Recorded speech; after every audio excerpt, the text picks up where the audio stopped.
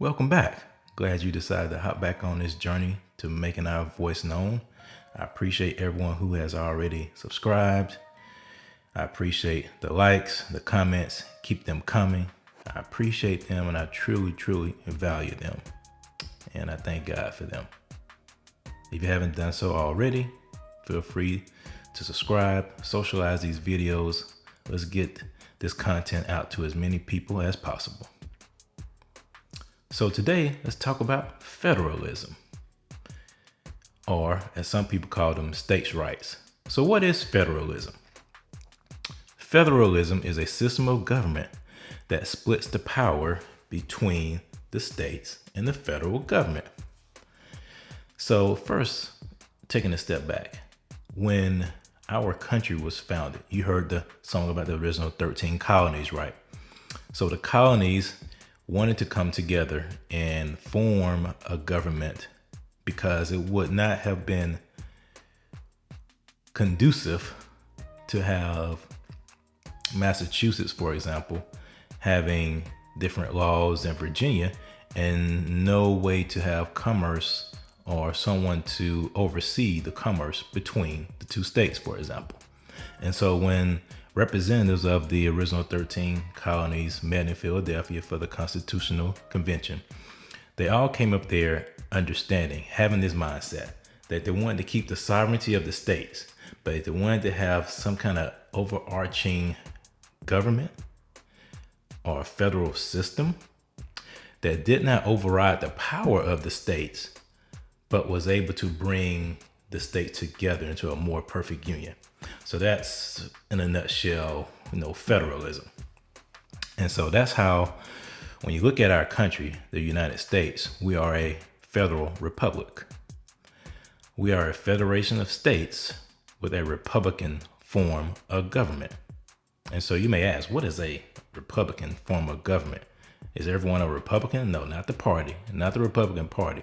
But a republic is a country that is governed by elected representatives and by an elected leader. We have elected representation. So that's why we have 2 senators from each state, and you have representatives that are proportionate to the population of the state. And so that's why the United States can also be called a representative democracy.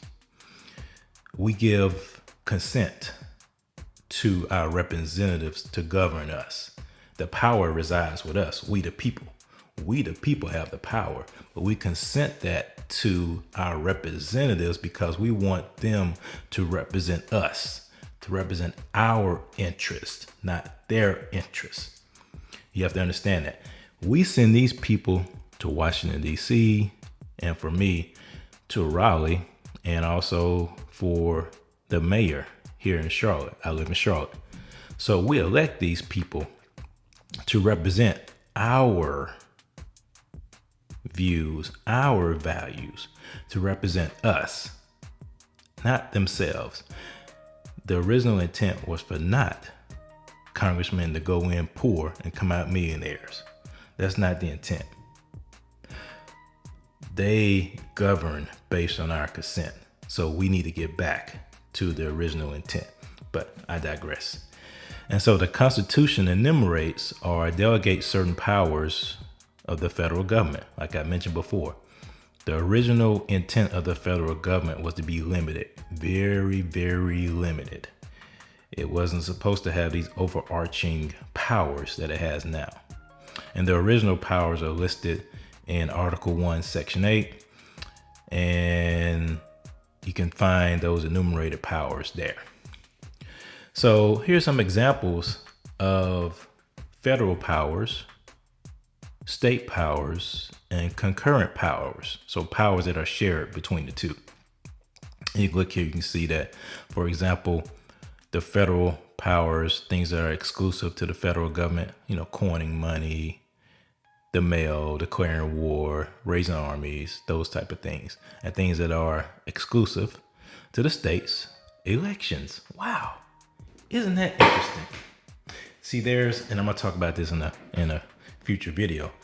There is a bill, H.R. 1, that wants to federalize our elections. That would be a big no-no. They want our elections to become like California, to where one party, if they have the superior advantage in numbers, will continuously be in power. That's not what we want, and that's not what the founders intended. You see, each state is responsible for conducting its own elections, and they're responsible for making sure that the laws are followed. It's not up to the Congress, U.S. Congress, to regulate the elections. If you want to fix election irregularities, handle the business at the state level. Interesting. Another one, maintaining militia. We don't have any militias now, but that's some of the powers that the state government has. Ratifying constitutional amendments. The states have to ratify any constitutional amendment that is passed by the U.S. Congress. See, those are checks and balances. See, our system of government is based on checks and balances. That's why you have a judicial branch, legislative branch, executive branch, checks and balances. Same thing with the federal government and state government, checks and balances. And some of the concurrent powers, as we all know, they both have the power to tax us, which I'm not happy about. Establishing courts, borrowing money, taking land. Yeah, they can take your land. They claim it was eminent domain. But those are the type of things, lawmaking, the federal laws and the state laws. So you see those things there. So there are limitations. You have to understand, these enumerated powers are subject to our individual rights listed in the Bill of Rights and in the Constitution. See, the federal government, our founders did not want them to encroach upon our rights. That's why they specifically laid out limited powers for the federal government and for the state government for that matter, because ultimately the power resides with us, the people. We, the people, have the power. And the federal or state government cannot violate those rights at all. No, they cannot violate our rights, period. And our rights are not given to us by the government. They're given to us by God. They're called natural laws. They're natural laws given to us by God, period, not by the government. Our rights are not from the government. Our rights come from God. And the 10th Amendment, the last amendment in the Bill of Rights, places additional limits on the federal government by stating the powers not delegated to the United States by the Constitution, nor prohibited by it to the states, are reserved to the states respectively or to the people. I'm going to say that again. The 10th Amendment places additional limits on the federal government by stating the powers not delegated to the United States by the Constitution, nor prohibited by it to the states, are reserved to the states or to the people. Bottom line about federalism. You have the federal government and the state government. But ultimately, the power resides with us, the people. And it's time for us to take our power back. It's time for us to truly understand the system of government that we have, that we do not work for the elite bureaucratic class that's in Washington, D.C. or in our state capitals. They work for us. They represent us. And if they're not representing us properly, then we have the power to remove them from office. And we must exercise that power, employ it, starting now. Once again, I want to say that you are not a victim.